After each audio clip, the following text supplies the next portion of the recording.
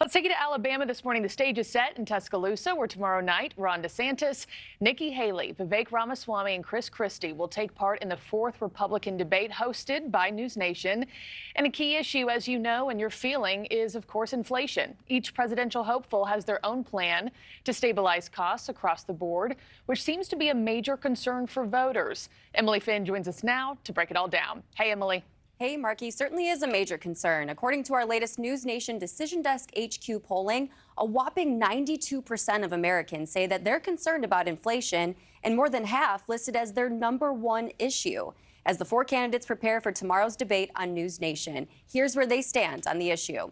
Florida Governor Ron DeSantis simply calls his economic plan, "We win, they lose." His focus is on, quote, beating the elites and prioritizing the working man, the middle-class families who say that inflation is taking a hard hit to their wallets. His goal is to achieve 3% economic growth by keeping taxes low and slashing government spending. But for former UN Ambassador Nikki Haley, she says her freedom plan will return America to pre-pandemic spending and has been critical of the trillions of dollars spent by President Trump during the pandemic.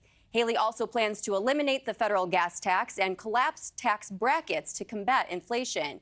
Vivek Ramaswamy's plan, on the other hand, includes going after the Federal Reserve. He says that he will slash their workforce by 90%. He's also proposing a cryptocurrency plan as an alternative for centralized finance. He has his eyes set on a lofty goal of achieving more than 5% GDP growth and wants to stabilize the U.S. dollar.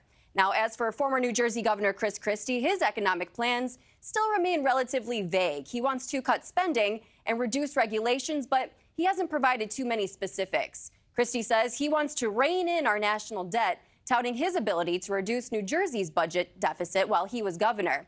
But let's not forget the elephant in the room here. President Donald Trump is still far ahead in the polls as the top choice for Republican voters. He has 60% support right now. He's the only candidate that can run on a presidential economic record, claiming that he had the lowest unemployment rate in 50 years prior to the pandemic.